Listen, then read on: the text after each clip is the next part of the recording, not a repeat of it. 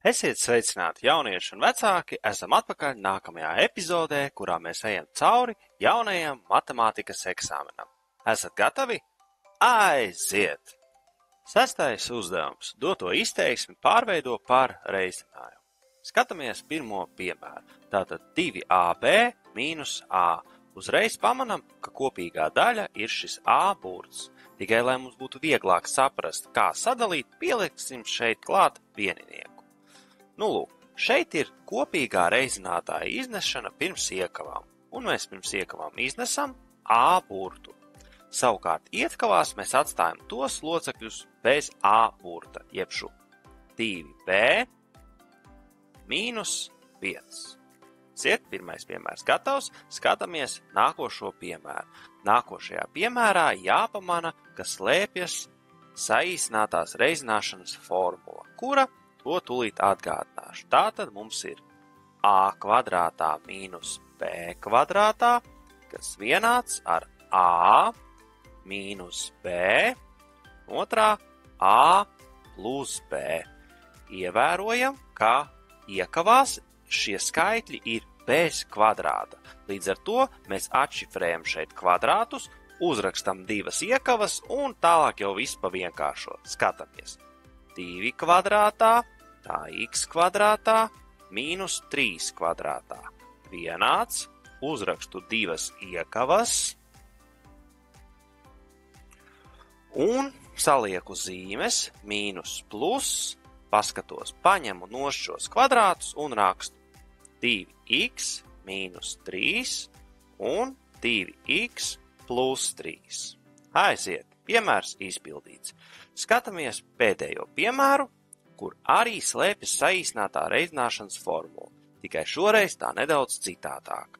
Jebšu a plus b pacelts kvadrātā ir vienāds a kvadrātā plus 2ab plus b kvadrātā.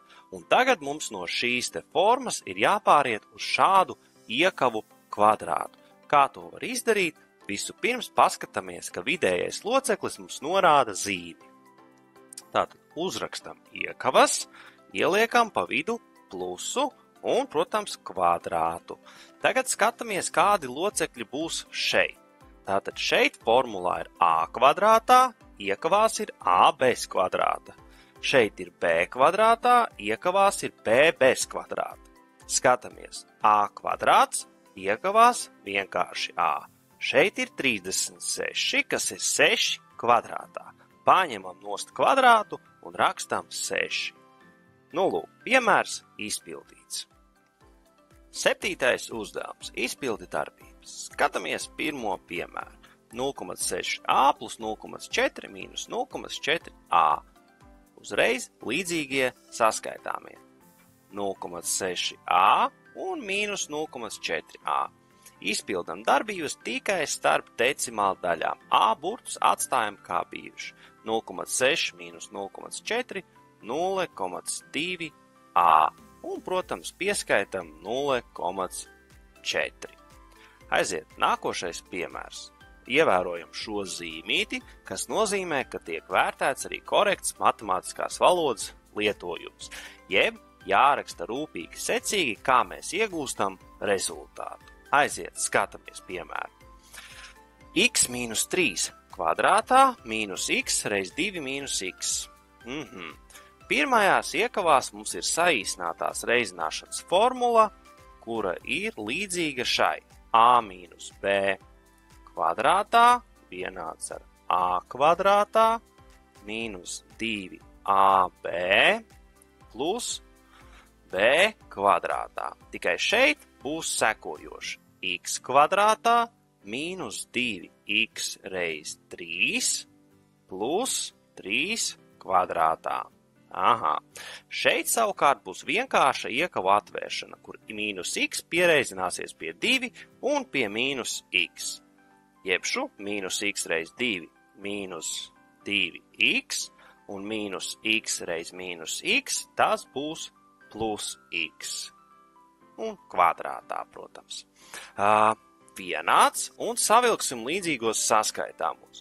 x kvadrātā un x kvadrātā tas būs 2x kvadrātā. Šeit mīnus 2x reiz 3, tas būs 6, mīnus 6x, un, protams, vēl mīnus 2x būs mīnus 8x, un trīnieks kvadrātā plus 9. Nu, lūk, piemērs izpildīts.